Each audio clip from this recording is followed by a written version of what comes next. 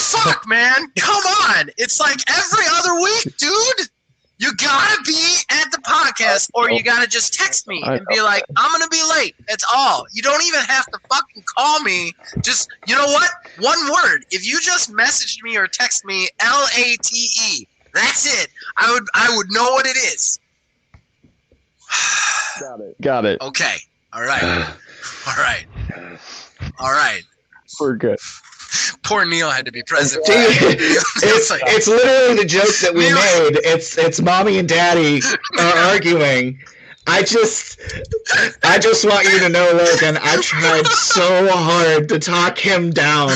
Hard. Mommy and daddy are fighting at the table, and the kids are just trying to, like, it's okay, just eat your potatoes. It's fine. It's fine. We're gonna be fine. Everybody's fine. Nobody's getting a divorce. Well, I think you did call him down. I think you calmed it down. I calmed it down a little bit. Okay. Because that was. It was. It was a lot less. It was a lot less. Time to get your fix.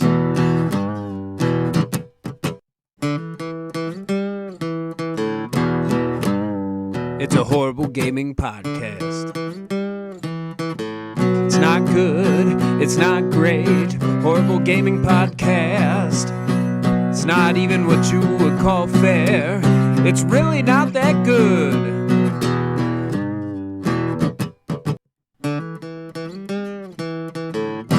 Horrible Gaming Podcast. Hello, my name is Zachariah Van Sliders with Old Man Gaming. With me is Neil, a.k.a. A Tiny Wizard. a little slow on that one. You guys chose a horrible gaming podcast today, and we thank you for that. Welcome to episode 35. We've had our ups and downs. Today being another up or down, definitely a down. But we are here. Me and Neil. Logan is not, which I hope everything's okay, Logan. So we are going to go right into disclaimers. You know what? We're not doing disclaimers anymore. This is a horrible podcast. It's right there in the title. If you think it's anything else, I don't think I need to tell you. Although you're probably definitely going to hear my kid and her loud-ass tablet behind me, and I apologize for that. If you hear any chairs or cats attacking Neil, we apologize for that. And then, of course, we want to give some credits. First and foremost, Mark Bell, thank you for all the original graphics you donate to this show and every other show on Old Man Gaming, the Old Man Gaming channel. And then, of course, my brother, you just heard him perform our theme song that he also wrote. Thank you to Nick Van Siders for that. All right, so top of the show, you guys know what we like to do. We like to do the fan interaction. We like to hear from you guys, the fans. We like to read out your comments. We also like to decide our Horrible Arena winner based on you guys' comments. So let's get right off the bat with the Horrible Arena, because I'm a little bit sore about it, because somebody is not here. And I'm going to say right now, if there is an emergency reason that he is not here, I apologize for being angry on the air about it. However, if there isn't, I'm pissed at you, Logan. Really pissed, especially since Project Jurassic won. Without a doubt, we can dictate that the winner. And we'll go over the vote. Phil Billy actually voted to me in person that he wanted Project Jurassic. And then we'll go over this. We also, Kayla Simpson betrayed you, Neil, and voted for Project Jurassic. Thank you for your vote, Kayla. And then let's go into and then Kevin, however, stuck with you, and he voted for the Fireside, Project Fireside. He said, arena winner is Fireside. It just needs fishing to be the perfect time killer, smiley face. So you know what? Just for you, Kev, I'll throw fishing in there because you may as well. Well, since it's not, none of this is real. Like, I'll throw it in there. It literally is no effort whatsoever. And you get a free car with every purchase of a game. If you can find it and buy it, we'll give you a car. We, however, have... Yeah, right. Disclaimer, if you actually do find it somehow, we're not giving you a car. So I'm kind of I'm kind of thrown that mine didn't get even a vote. I thought I pitched pretty good, but I guess I did not. It hurts. It hurts, Neil. It hurts in my heart. Yeah. But I understand, guys. Maybe it just wasn't. Probably the minute I said VR, I lost everybody. Yeah. Maybe. Okay. So for normal comments, Kev Tutal responded directly to me speaking about him live commenting as he listens, and he says, "Yes, I live comment as I listen." And then he also said his non-action game choice is SimCity 2000. He's still playing SimCity 2000. Is his favorite non-action game. His favorite non-action game, which is a good choice. Good choice. Then Kayla had more to her comment as well. Her non-action game is The Sims 4. Mm-hmm. I had the entire series from the original Sims to Sims 4 and have always been able to dump hours at a time into all of them. Though most recently, it has become Stardew Valley. So I'm just going to say, your wife's great. I have a lot in common with her. I like hanging out with her. I like talking to her. I do not understand this Sims obsession, Neil. I don't get it. I played that game once, made me want to hang myself. I don't understand the Sims obsession. Yeah. The minute I told my character to pay bills and he took all the bills out of the mailbox and he laid them out on the lawn because I had to tell him to take it to a table first, I was like, oh my God, I can't do this game. I can't do this game. I can't. When the dude pissed himself in a bar, I was like, oh, I gotta stop playing this. Gotta stop playing this. Yeah, I was kind of in the same boat with it, but then of course now since I've actively been playing Animal Crossing, it's like now it's like, oh, maybe there's something to it, and like you and I played the other day, and I'm still trying to get our stuff in a row here, but it's like one of those like obsessive compulsive. This morning before I even got on, I got on to the ABD in Nook's tent, and it's like, you've been on for 6 days in a row now. And Kayla even turned to me and she was like, yeah, I want you to think about that. You've been on this game every day for 6 days in a row. It's like, oh my God, I have. I've been on every day for, I think I'm going on like 8 or 9, and I've got all the resident services up. Like I did a custom flag that says OMG. I did my own tune. Yeah, I love Animal Crossing, Neil. I love it. I love Animal Crossing. I do want to say I do not compare Animal Crossing to The Sims at all, because Animal Crossing, he's a guy. I tell that guy what to do. He does what I tell him to do in the quickest way possible. I can't take The Sims because the guy is just like, when he's on his own, it's like, oh my God, it's like somebody with CTE trying to like thread a needle. I can't take it. I can't take it. Like when he's just walking around peeing himself and like putting food in the sink, I can't take that stuff. It drives me nuts. Like if I could just move the Sim guy myself the entire time, like he didn't do anything, I did it, I would probably actually get into that game. But the fact that like you're kind of urging them in a direction and they're stupid, I can't take it. I can't take it. Yeah. It drives me nuts. But yeah, Animal Crossing is my non-action game, 100%. And I have already sunk a ton of hours on that. And what's sad is I don't even like with the Switch, it would be like, I'm going to play my Switch game when I'm putting my kid to bed or when I can't play other games and I don't have anything else to do. Now it's like, how do I get to Animal Crossing in my day as many times as possible so I can sell those freaking seashells? So what's your non-action game, man? Is it Animal Crossing? You know what? No. Because if you say that, you're never going to hear the end of that shit. No, it's actually not. My non-combat game, it kind of fits into this in a weird way, but it's Undertale. And it is that way because the game's main tagline, it's a game where nobody has to die. And there are without getting too spoilery into it, because it's definitely one of those games that needs to be experienced with no prior knowledge. There are 3 ways to play.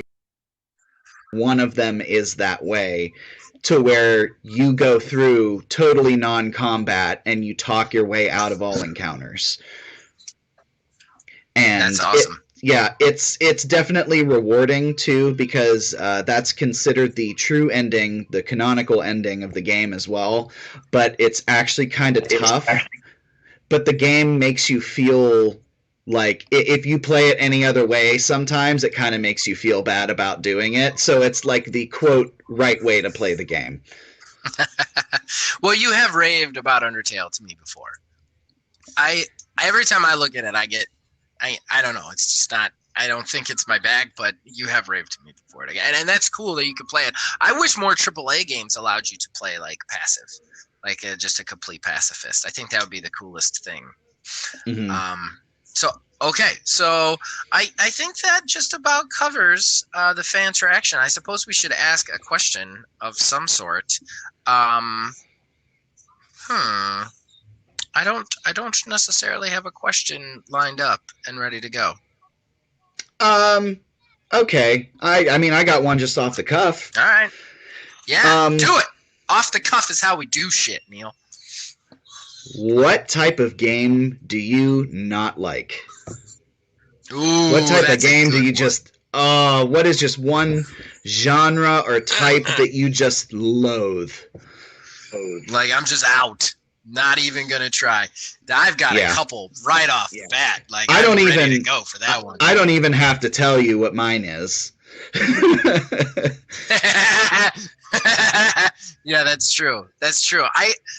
I almost want to do Led Astray Season 2 with you and just like try and find a games as service game that you would enjoy. I think that would be a hell of a series. It's just like, here, play this game as a series. And you're like, no.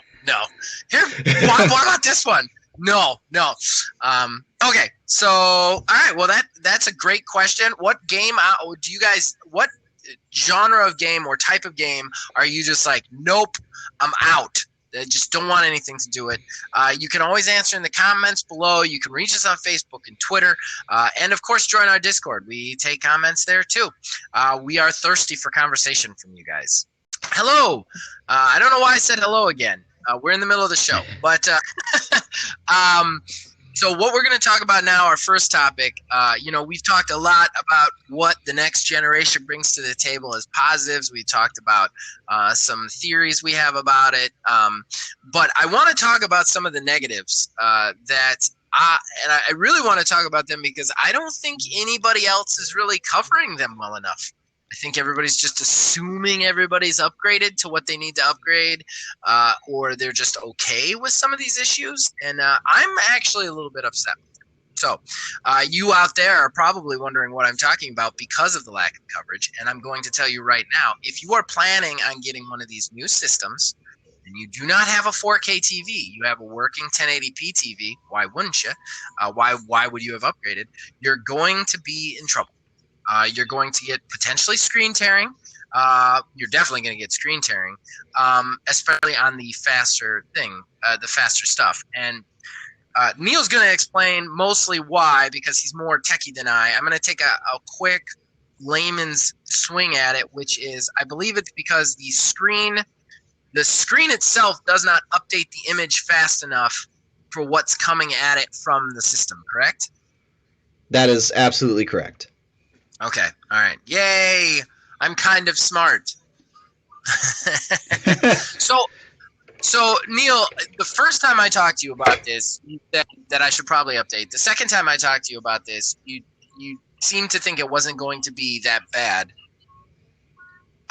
So you're,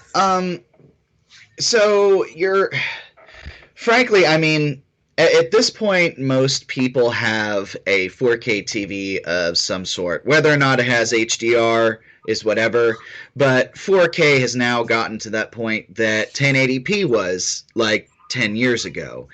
10 years ago, 1080p was like the new the new resolution, everything was crisp and clear. And then when they started talking about 4K, well, these 4K TVs were thousands of dollars. The prices come down, and at this point, everybody's, for the most part, upgraded. And that's, I think, part of this upgrade cycle.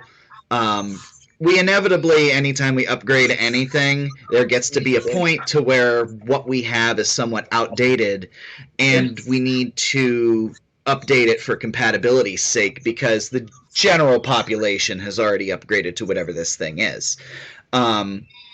So now you're going to start seeing like adapters and stuff like that for certain types of inputs, but we're still keeping the HDMI inputs and outputs on our TVs and consoles, and I think that's going to be the standard for a while. But the problem is going to come twofold. First off, like you had said, your TVs, older TVs don't have a faster refresh rate, so you get what you had described as a screen tearing. So you'll see like skips in frames, or like you'll see like chunks of screen that look off, like one part of the screen might be a little bit further ahead than the other part. So it's not going to be the end of the world. You're not going to see it unless you're really looking for it. But at the same time, if you're playing in like a hyper competitive space, or like if you were to play a shooter online with a TV that's screen tearing, you will not do well. Same goes with if you're playing like a fighter, like Street Fighter, Mortal Kombat. You are not going to do well in this instance. The other problem is going to come with the HDMI output of these new consoles. These new consoles are putting out a different HDMI. I cannot remember. I think it's either 2 point something or 3 point something. I cannot remember off the top of my head. But it's a different type of output. It just outputs better, faster. It can scale down to this output to your TV, but again, you're losing quality. You're losing speed of your processing, your refresh and everything. You might be losing colors. You might be losing sound. So that way it's going to downscale whatever information is being sent out to your TV so that your TV can accept it. Okay. It's not one of those things to where, like, it's the end of the world if you have this new console and you don't have a newer TV, but at the same time, I would almost say, what's the point in upgrading to these new consoles that can do all of these things, and you can't take any sort of benefit at all, and it's actually going to be inferior in the end? Right. And before we continue, I have to just point out that I was sprinting into the Quantum Studio. Oh my God! What? Like a man on fire. Hi, Logan. What's up, boys? Can you hear us both? Yeah, I can hear you both. All right. Oh my goodness! Welcome. So, why are you late? Let's just talk about why you're late on the air, you son of a bitch. So, into the next subject, why Logan's late. Okay? Well, we were mid-subject. We're going to come back to what we were talking about. But yeah, why were you late? This is a great explanation. I want this to be good. I want this to involve ninjas and time-traveling dinosaurs. Well, listen to me. All right? So I was going down the stairs, and out of nowhere, an ogre hits me from behind. And then I played Doom Eternal, got lost in it, and got distracted. Okay, anyways. You son of a bitch. Man. All right, I'm not going to reprimand you anymore in front of our audience, but man, killing me. I'll agree. Oh, God. Hey, it's easy to get lost in that game, though. It's easy to get lost in that game. I can definitely vouch for Doom Eternal. Neil has been vouching for you off air all day, Logan. You should be thanking him, because like every time we weren't in a subject, Neil's like, just don't be so mad.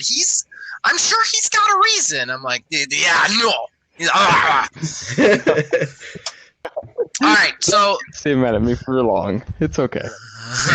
Logan, to really quickly fill you in, you won fan traction, which means we had to. Oh, you won the horrible arena, which means we Let's had to go. award you while you weren't here. Let's go. Pointing that out again. And then we are talking about the downsides of the next gen systems. Basically, the screen tearing that you're going to have if your TV is not 4K with these new systems, as well as audio issues and other such items. And Neil had just explained kind of the technology of that. But basically, the long and the short of it is your TV won't, if it's a 1080p or lower, it won't refresh fast enough to process the incoming information. And you will have all sorts of screen tearing, especially in games that you like, online shooters. You will be in some serious trouble. So I'm bothered by this. Let me tell you why I'm bothered by this. Because, and I guess I'm against the grain on this, because all the polls keep coming back that everybody wants better graphics, which seems insane. But better graphics. I don't want better graphics. I just want bigger with no load time. And now I have to upgrade my entire setup to be able to play these games. I mean, the way that you want to play them. And that's really, really frustrating to me, especially since, like, you know, I have a family. We budget for stuff, and this system's going to cost somewhere around $500, maybe even $600, depending on who wins the bet. And I've budgeted for that. Now I have to budget an extra $300 to $400 for a new TV. And in addition to that, to go even more into that, the storage is a problem. And we can get into that right now. So if you buy an external hard drive for these systems, it's not going to work. Like the SSD won't work with them. So basically what happens is you won't get any faster load times because the system itself can't pull through the USB fast enough. Like, it'll be trying to pull it, but it can't pull it because it has to go through the USB, and it's restricted by the USB itself. So the hard drives that you have are not actually compatible. Like, they'll plug into the new systems and you'll be able to play stuff off of them, but you won't get any of the benefits, the faster load times, the faster anything. So now I've got a budget for that hard drive. Even worse, they have a proprietary external hard drive that's going to cost an extra $200. I mean, they haven't given the price, but it's gonna, because that the kind of tech that they're talking about requires that. And that is driving me nuts. It's driving me nuts. And everybody's like, well, it's got a terabyte of space on it, but that terabyte is going to be nothing when you're installing 4K games. Well, I want to bring it back real quick because it's not necessarily... It's not necessarily the USB is what's restricting it. I mean, granted, you'll have to have USB 3.1, I'm quite sure, with a Thunderbolt, a USB 3, or a USB-C, I'm sorry, connection on it. But it's not the cable itself that restricts the speed. It's the actual read-write speed of the hard drive.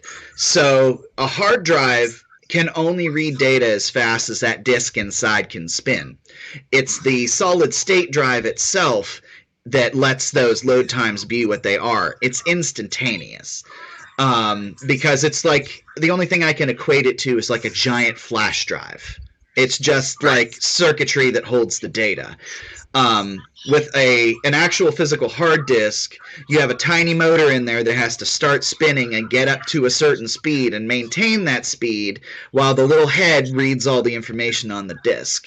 That's where the difference is. Now, if they're not going to have USB storage right out of the gate, I could see that to push their proprietary hardware. But eventually, I could very well see, like, hey, get an SSD that does, that has this specific speed, just like it does now with the external USB hard drives. Well, they have said that the USB will be compatible as it is now. So, like, I use a 3.1 for all my captures and a 3.1 for my external hard drive on my Xbox One. But so that's going to be compatible. It's just any games that are on my hard drive, my external hard drive, if I take them out and plug them into a Series X, I'm not going to notice any change in the load times. It's just, it'll still store them and it'll still play them, but it won't play them any faster due to it being just a USB 3.1. Well, it's also. Oh, sorry. Just one more little thing about that. Yeah, go for it. It is also worth mentioning too that later on, when the games that are going to be like Xbox Series X exclusive titles, when the traditional Xbox Ones aren't going to run these games anymore, that read-write speed will become mandatory. Because the games will still run, but they're basically going to crash. Perfect example, I have my Wii is soft modded, so what that means is I can download the ISO files of games that I own, because that's the only legal way to do it, and put them onto a hard drive, and then read from that hard drive into the Wii system. But the problem is the hard drive that I'm using for that is a slower speed than what these games can run at. So the games run, but they run extremely slow to the point to where you almost can't play them. Well, and you're talking about like the next gen. You're not talking about what's out right now, though. Like that stuff will still be playable. Well, yeah, but that's the route that it's going. If we were to keep using, it'll run now, but there will eventually be a point to where no matter what, if you try to plug in a regular hard drive and play a game, let's say 5 years from now, a game that come out 5 years from now from a standard hard disk drive, it's not going to run. Right. I mean, and that's basically the message is anything that's out now is fine the way it is now, but when the stuff starts coming out later, you can't put that stuff on it. And that pisses me off, Neil, especially when you've got a system right now that everybody is speculating is nearly $600. I now have to update my TV. That's another $400. Now I have to buy proprietary storage in order to store the games. It's going to be another $200. I'm at $1,100. I'm going to need to take a freaking loan out for this. So and, it's frustrating. I'll do you one. Let's hear Logan's point of view, since he hasn't said anything, unless he decided to go back to sleep. He better not be playing Doom Eternal while he's on the podcast. I'll say that right now. Wait, can you not hear me? No, I can hear you. Okay. So my whole thought process on this is just since all operating by so much, like kind of you were kind of just thought to have upgraded everything else, because everything else isn't going to run at this speed. And when I looked at these numbers, that's why a lot of the numbers I don't think are going to be fully true when they come up. I think that they're hyping it up a lot, and I don't think that they're going to be that way. Well, they have said that there is like a little asterisk, at least on the PlayStation, that says this is what it can run at its maximum like optimization. This is what it's absolute top of the line power that it can do. So I don't think they're going to lie about that, but I think you're right that I think at least in the beginning a lot of the games won't even be pushing the system to the point to these points. I still think, like, I mean, you don't have a 4K TV, do you? Oh no. I mean, so that's another, like, I don't actually know anyone that I know of that has a 4K TV. So I have one. While they okay. One in my living room. Well, I meant other than you. I knew that you have 4K, but like, other than you, like, I mean, they look at it as everybody's just upgraded. I don't know that many people who have actually upgraded to 4K yet. And most of the people I talk to are like, 4K isn't that much better, so why upgrade? And I have a hard time saying I want to, like, when we upgraded to the 1080p, first of all, it was a Christmas present, and second of all, the TV that we had in our room was huge, you know, like, it was the difference, it was a space changer. The 4K to 1080p only for that resolution, and I don't notice that much of a difference in the resolution, but I will need that stupid TV in order to play the games the way I want to. And that's very frustrating. I'm very upset about it. And I actually feel like it's kind of a journalistic ball drop, because I think all of the video game journalists, they are all just assuming everybody upgraded too, because they've upgraded because they're in the gaming space, you know? But I think the casual players are going to have a hard time with this. Well, I also think, too, you're going to be having issues with your resolution, and you bring that up. These games that are going to start coming out are going to have a resolution of your 4K output. Well, if you have a TV that's only 1080p, it's just like hooking up a Super Nintendo to a 4K TV, like a classic Super Nintendo, not the classic edition one. Like an actual Super Nintendo to a 4K TV. Your resolution is going to suck. Because they had an issue with that whenever they were moving from the old tube TVs up to HD back on the 360 with Dead Rising, I believe it was. Nobody could read the text at the bottom of the screen. Right. If they were playing on an old tube TV. Yeah, I feel like there are some real, like, my problem right now is I feel like these companies are like, let's push it as far as we can push it, instead of stopping and thinking to themselves, where do we have to push it to, and where would it be most optimal for people to want us to push it to? And it'll go into our next conversation when we talk about the PS5 price rumors. But it's another thing that, like, we're pushing these prices so far and so far up, and everybody's like, we're ready for the $600 system. We're ready. But why? Why do we need this? Nobody needs this kind of hardware in a console. Nobody does. I don't think the PC guys need this kind of hardware. They have it because they can have it, and they're future proofing. But, like, other than give me faster load times. I don't necessarily need constant 4K gaming. You know, I don't know. I'm a little frustrated with the state of things because, you know, I had talked it over with my wife. We had put extra money aside so that I could get this system right out the gate. And now I don't know if I'm going to get it. I might just upgrade to the Xbox One X and have that for the first couple of years, because I know everything's just like you said, just like we were talking about last week, just because I know it's going to play everything, and I'm not going to have to upgrade my TV. Something else that's bizarre that Microsoft is doing with the Series X, I don't know if you saw this or not, but the controllers are still going to run on AA batteries. Are you kidding me?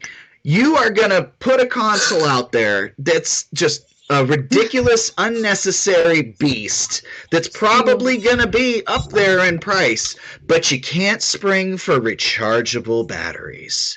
Are you kidding me? It's all about choice. It's about choice. We want to make sure that you can get rechargeable battery pack. No, it's not. At this point, come off it. You got the Elite Series 2 controller, has the rechargeable battery. You put it in that. Why aren't you going to put it in something else? Right. And it's as easy as putting it in that, and they just use the USB. I'm sorry, I cut Logan off. What were you saying, Logan? Oh, okay. So another thing on this, it really pushes me more to getting the PC side. So this entire thing, I find it really interesting because this is the time in my life where I'm deciding whether to stay console or go PC. Mm-hmm. And the PC side is looking really good when this type of stuff appears. Because with the PC, I would just get two monitors. And two monitors maybe would cost me about $200. Honestly, two good monitors, you can get them for $200. Right. And for a 4K TV, that's going to cost me over $200 if I want a good quality. Yeah. So the argument is going up. I gotta agree with you, Logan. And I was actually on the other side of this when Neil said it last week, and that is, Neil said, if you're gonna buy an Xbox Series X, why don't you just buy a PC and future-proof yourself anyway, instead of worrying about it. And I was on the other side of it last time, but now with all this stuff, I'm kind of swinging into the whole point of console. Why'd you buy a console when you bought a console? You bought a console because you could play the games affordably. And I know people might not agree with me on that, but everybody's gotten caught up in these like speeds and these graphics and these numbers. But at the heart, the reason you didn't have a gaming PC is because you didn't have the money for a gaming PC, which was, a grand, $1,500. Yeah. About. You had the money for a console, so you bought the console. What happens when the consoles when it becomes just as expensive to buy the consoles as it does the PCs? I don't know. I'm kind of coming around to your point of view there, Neil. I'll also play devil's advocate here for a moment, and they have Games Pass Ultimate on PC. Arguments. I mean, Games Pass Ultimate on PC, that on its own. Like, Microsoft is making their argument for not just getting within their ecosystem, but just straight up jumping ship from the Xbox into their PC and marketplace. And frankly, once you have a PC, especially a high-end rig, you're in for life. You're not going to walk away from an investment of usually somewhere around, if you build it out yourself, usually those builds come in at about $1,000 on the mid-range. Right. I think there's something to be said too. Like, I think it's kind of silly if they are pushing everybody towards that PC side. If they're like, we want people to be on the PC, why make such a high-end console? Why not do what Sony did and make a cheaper one, or even cheaper than that, just to like sell some consoles? You know what I mean? Like, I don't understand why there's so much money poured into the Series X if you're going to then make almost pushing people towards PC. I think, I hate to say it, but I think the more I look at this, the more I'm starting to think what they're doing might not be as smart as they are. But we have to move on subjects. We've been on this subject for a really long time, and I've got to pause this so that I can yell at Logan when nobody else can hear. Oh, okay? Goodness. So we're gonna just go ahead and pause it. All right, segueing into our next topic. So there's a big rumor going around. Big rumor circulating right now, and that rumor sounds kind of crazy. I'm not sure that I believe it, but we got to talk about it. Is that the PS5 will be priced at $400? Now it has been said with a degree of certainty that it costs $450 to manufacture the PS5. So this is a huge hit for them. Like, we all know that they sold the PS4 at cost for the $400 when that came out, but they didn't take a $50 per unit hit. So this is a big deal. This is a big deal if this is true. And $400 is way cheaper than I expected. I don't know about you guys. Yeah, way cheaper. They're liars. You think they're liars, Logan? You think it's bull? Bold statement. I'm coming out, calling out Sony. You're a liar. That sounds like a bet. Is anybody willing to take him up on that? What, that it's not $400? Yeah. That it is $400. Because he's saying it's not. Or that it is he's saying they're lying. Yeah. You know what, I don't know. I might bite, but I don't know. I am unsure. Okay, so here's my thing. I don't think I would buy this if it was a Microsoft thing, because I found you too, Stella. Hi. You want to say hi to everybody since you've interrupted the podcast now? Hi, buddy. Okay, go watch your movie. Sing ever. She's very cute. I would buy it if it was Microsoft, because Microsoft has so much money. Like, as a company, like Xbox itself makes only so much, but Microsoft is huge. So I could totally see Phil Spencer going to the higher ups and being like, we're going to get more people on. If we undercut, we're going to lose $50 on all of these products, but we're going to get them all into Games Pass, and that will secure the money-making process of this. However, Sony taking a 50, and Sony makes the bulk of their money. It's the opposite. Sony makes the bulk of their financial income from PlayStation stuff. So I would like to see how they think that taking a $50 per unit price, and even if it's not $50, I think we can all assume that it's a hit, right? If it comes out at $400. Oh, that's a huge hit. It's going to be a hit. It's going to be a hit for sure. Like, even if it's not $50 per unit, it's something per unit. It's not. They're not even selling this at cost. They would be selling it below the amount that it costs to make it. And if that's true, I don't see how they can pull that off. I just don't see how they can pull that off. We're giving it out for free. Yeah. Yeah. PlayStation subscription. Right. Like, I could see Xbox doing that. I could totally see Xbox doing that because they have the money to do that. I could see Xbox. Well, they do have an Xbox subscription. Right, and they do. Right, I could totally see Xbox saying, sure, you can have it for free, but you have to sign a contract that says that you're going to pay for 2 years of Xbox Game Pass. And then, bam, they've got their money. But, like, I can't see PlayStation doing this. I can't see them affording this, like, with any sort of scheme or scam, you know? Well, I mean, it's what they did back with the PlayStation 3 generation, because they put those Blu-ray drives in the console itself. They had to bump up the price, but, well, not the price per se, the cost to manufacture, but they were actually losing a little bit of money for a while on the consoles that they're manufacturing. I think what they're considering is the eventuality of these things that they're using to make all the components they're using are going to come down in price. So instead of taking the standard price cuts after like 2 years, 3 years that consoles normally take, I think that they're going to consider that, ride that out for a little bit longer, but offer it at a lower price at first, but be thinking about the long game.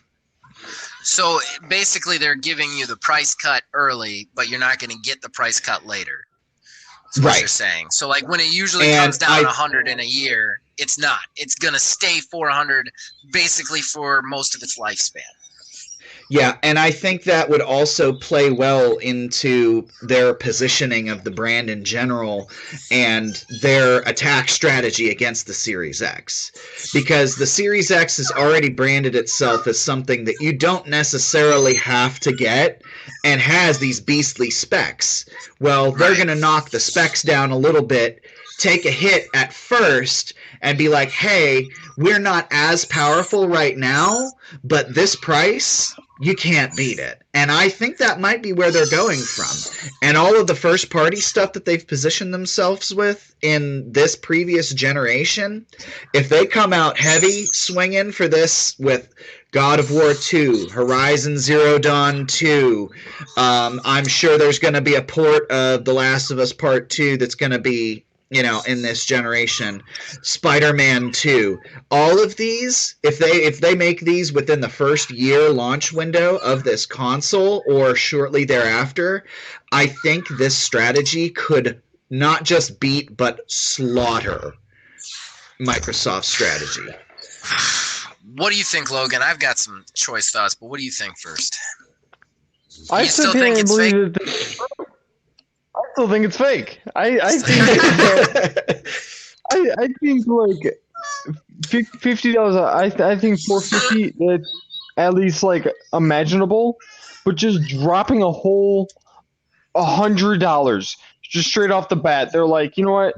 We're just chopping down, because I've heard like 500 at the lowest. So we're gonna chop it down and drop it for 400. No, it just isn't going to happen. And if it is, what? Yeah, to release the console at the same price that they released the last console at is kind of surprising to me. Like, that in itself, I just assumed it would go up slightly.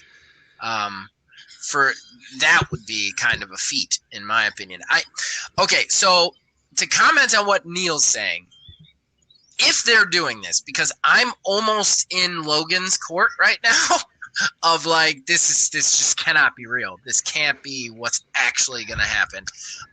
If let's just assume though for a second that that PlayStation's strategy is to make it $400. I do like your rebut, Neil, about the whole maybe there's not going to be a price reduction later. They're just going to give you that price reduction up front and just keep it through the lifespan. And this thing actually comes out at $400. Two things. Number one, there is no world in which Series X there's no world in which I don't win the bet against you if this thing is announced at $400. There's just no world. Unless somehow Xbox announces their price first, there's no world in which Phil Spencer sees the price tag 400 and says, yeah, we're going to still make a $600 system. It's not going to happen. There cannot be a $200 difference between these systems. If there is a $200 difference between these systems, it is catastrophic for Xbox, especially since if we still don't have a definite confirmation, but it's almost confirmed that there's going to be the discless lower SKU Series S of the Xbox. If that's true, that's not going to have a $200 difference because the Xbox One X is $400 right now.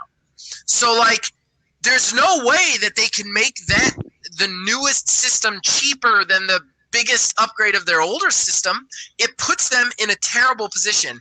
And then if the Series X was going to be $600, there's no way the Series S was going to be cheaper than $400. You can't have a discless system on par with the PlayStation 5 at $400 and sell it. Like, PlayStation 5 will effectively destroy Microsoft. Whether or not they destroy themselves in the process, I don't know.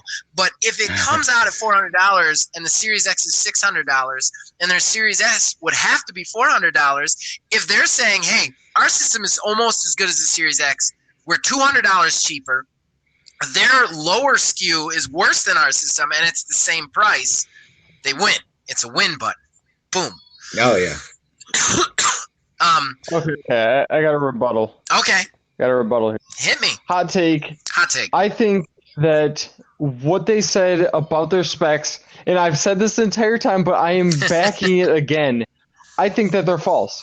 I think that, yes, at the highest capacity in their test labs, yes, that's what they're running at, but they're realizing that in practice, at like someone's house, it's not going to run like that. So they're downing the price so that when it comes out and people are like, this isn't what I paid for, they'll be like, yes, it is. We dropped the price. It's only $400. Interesting. So you think it's only $400 now? We've convinced you?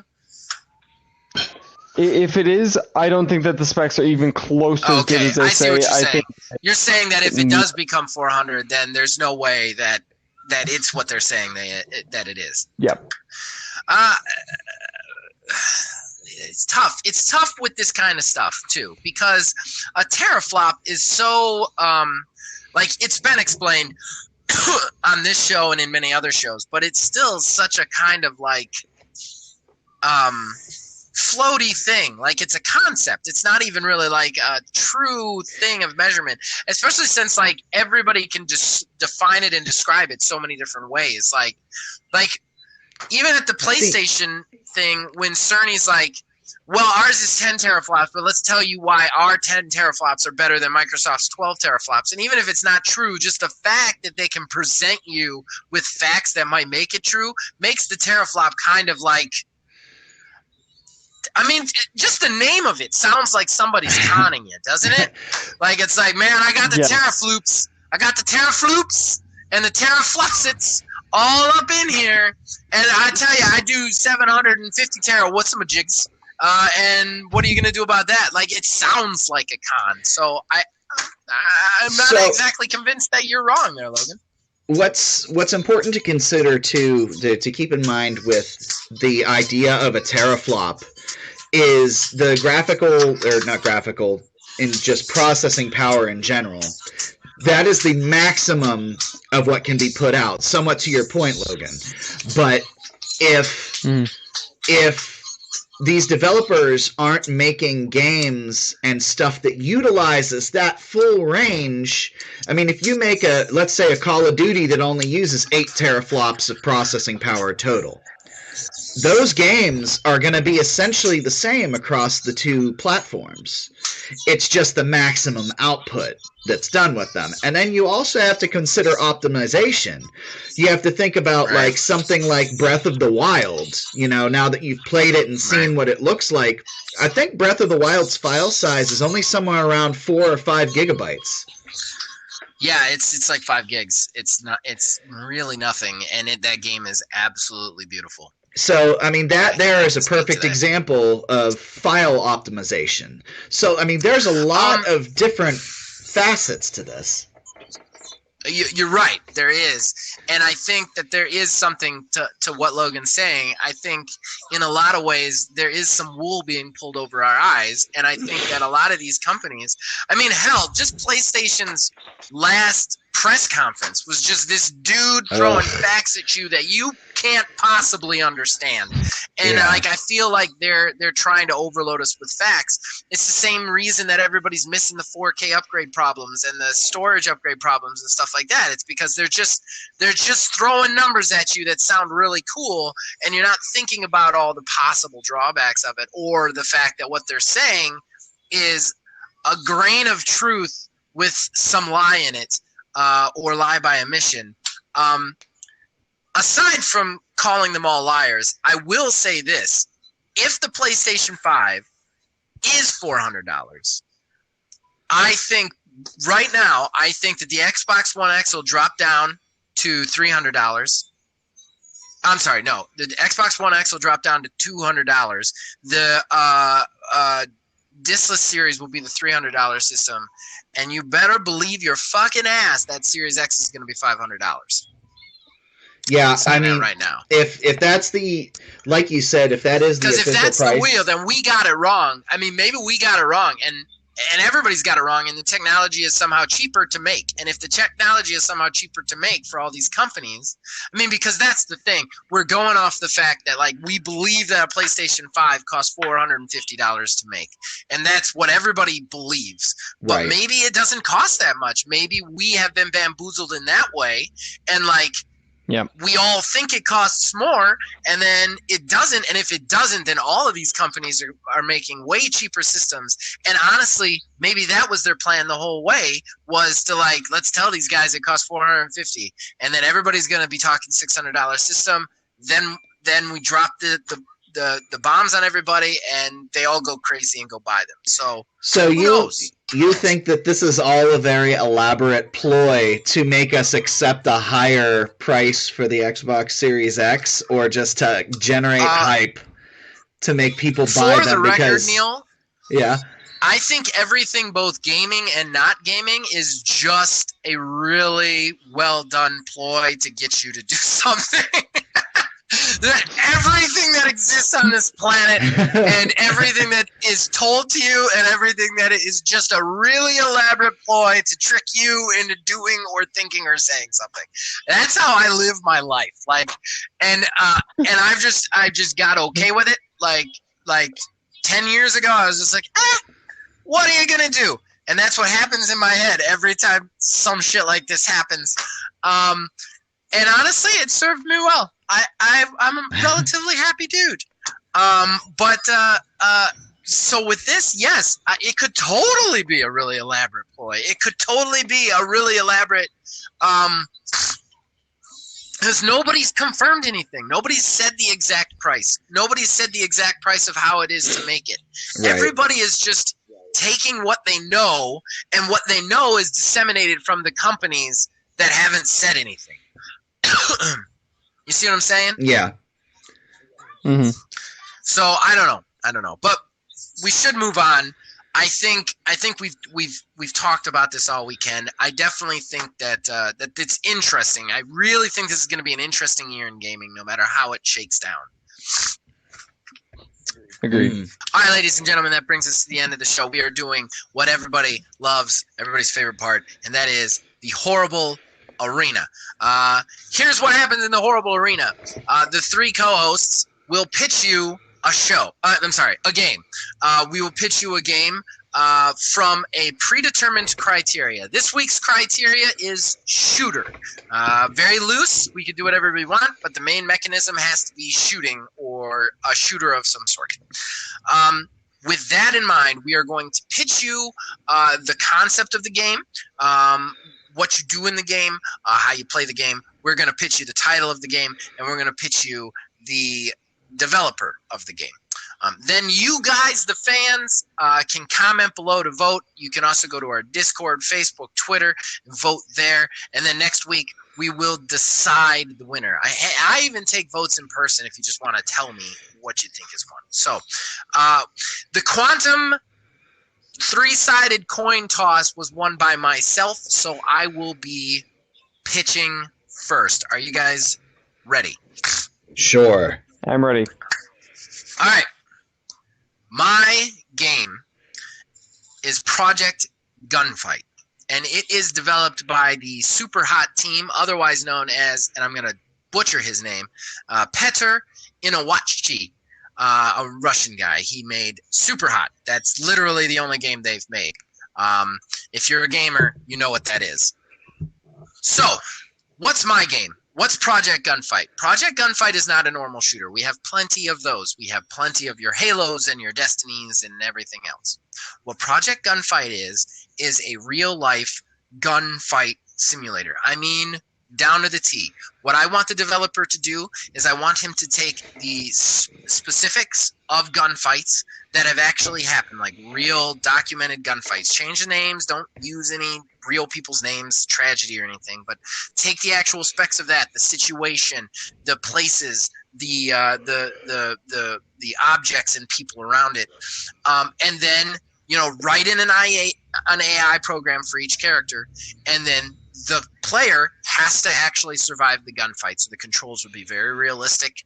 They will be very in the moment. You will have to cover. You will have to shoot. There won't be really health. You will take damage based on the bullet hitting you in a certain point and the percentage that you will just immediately go into shock, or you will immediately get killed, or it'll be an artery and you'll die. There won't be a lot of extraneous stuff. I want all the processing power of this game, not to be in an open world, not to be in anything else, to be in the moment on the gunfights so that it will be as real and in the moment as possible. So people who play these shooters and think that they're playing realistic gunfights, they're not. It's nothing like that. This will actually show them, kind of give them a glimpse into what it is. And I think that what will be really cool is after the gunfight, using the super hot tech that's already there, you'll be able to slow down, track the gun bullets, actually see the gunfight, and actually have a really good recording mode so you can actually share your gunfights on the internet so other people can watch them and see them. This would make DLC really easy. You could just constantly be adding gunfights to it and seeing what that's like. I want that. I want that realistic kind of down-to-earth shooter that we've never had in gaming. So that's mine. That is Project Gunfight. All right, so which one of you guys is... Dang, that's... I'm sorry, go ahead. What? Realistic.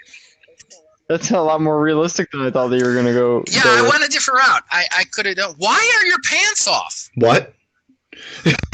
My kid's just naked here. Oh. One of you needs to start... I need to figure out why my kid's naked. All right. Oh, she took a shit. That's great. What the fuck? Which You one of just you is want us pitching? to ignore what's happening right now? Which one of you is pitching? Which one of you is pitching? Because I gotta mute my mic while I clean this Oh up. my god! All right. Go ahead! Go ahead! All right, Logan's pitching. I'm cleaning up poop. Deal with it. Okay. Well, let's just pitch my idea. Woo. So Just playing second I fiddle don't know, to come back shit from that. right now. Like, that's not fair.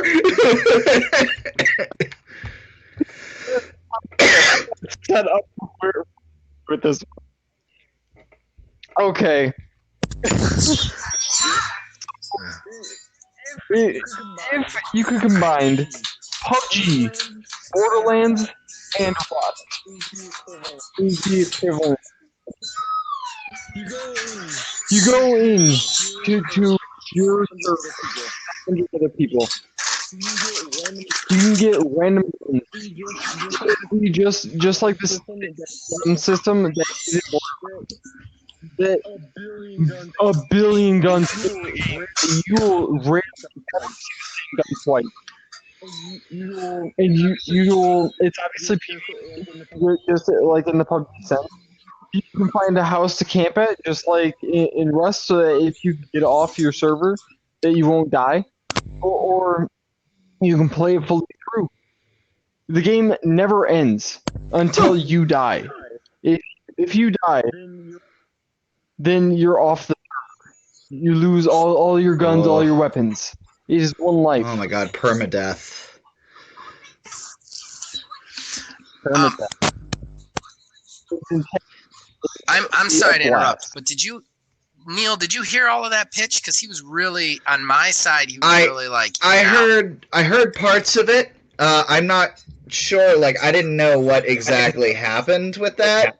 It was very echoey. I don't think we got you on that, Logan. Can you maybe re-pitch that? I'm sorry to do that to you, but we didn't really hear a lot of it. We only really heard permadeath and PUBG and Borderlands.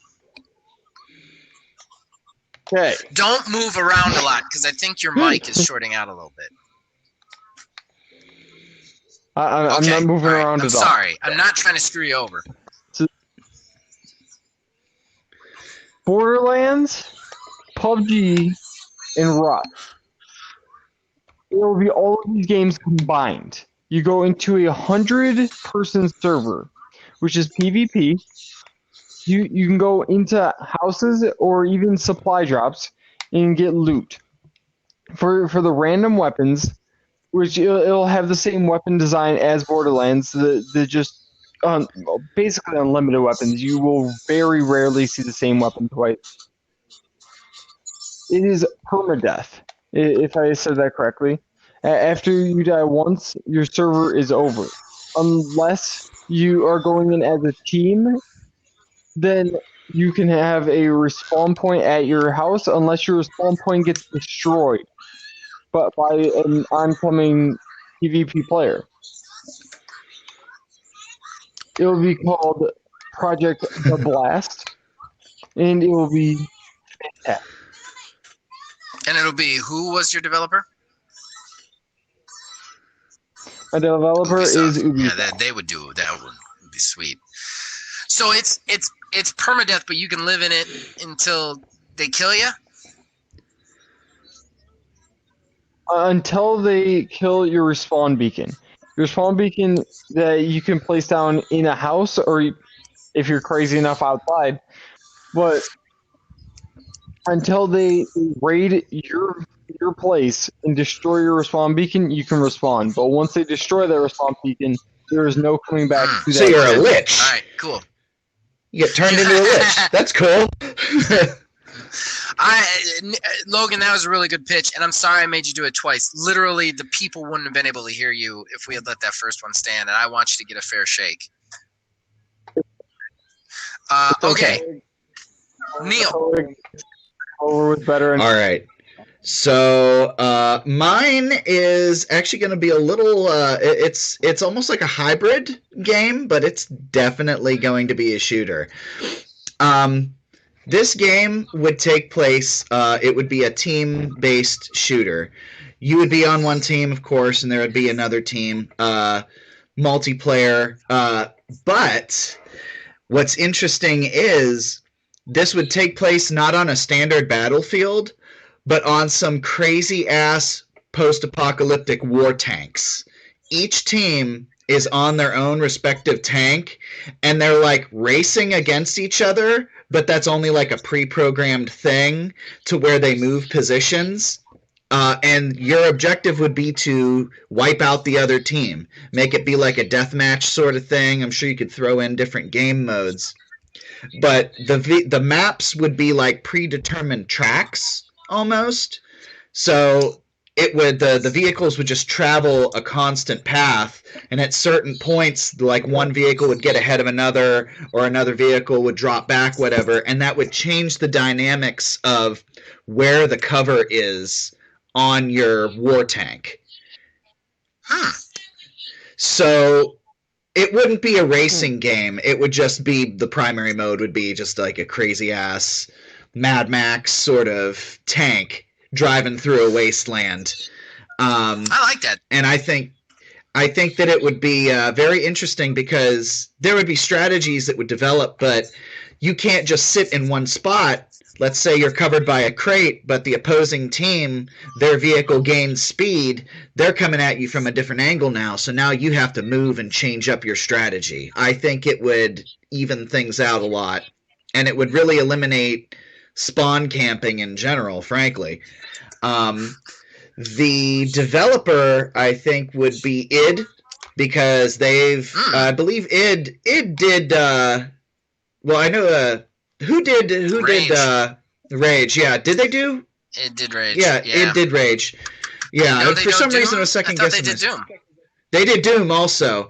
Yeah. Those are pretty well similar in how they play, and I feel like they've got that would be that sort of speed, and also be that they've already got post-apocalyptic stuff under their belt between Bethesda as a whole and id doing Rage. And I think it would just be called Project Apocalypse. Okay. Project Apocalypse. All right, everybody. There you go. You got your picks. Is it going to be Project Apocalypse, the interesting team shooter on the back of a war tank in a wasteland? Is it going to be the hyper-realistic gunfight, or is it going to be the crazy 100-person survival, the Project The Blast? So you guys out there, you get to pick. You get to choose in all the places. And, I'll go into all those places. Is everybody good on anything else? We can end this show? No, good. All right. I'm good. And we probably went way long, and I'm sorry about that. We were doing good on keeping the time down. I don't think we did so on this one. So, but thank you, everybody, for listening and supporting us. You can reach us on Facebook at Old Man Gaming DH, on Twitter at Old Man Gaming 9, and there is a link to our Discord below. Please join it. We are thirsty for discussions with you guys. You can influence the arena votes there. You can influence the other shows that we do. It's a good time. Join our Discord. And as usual, as long as you guys keep watching and listening to the stuff we are making, we will keep producing them. We will see you guys next week.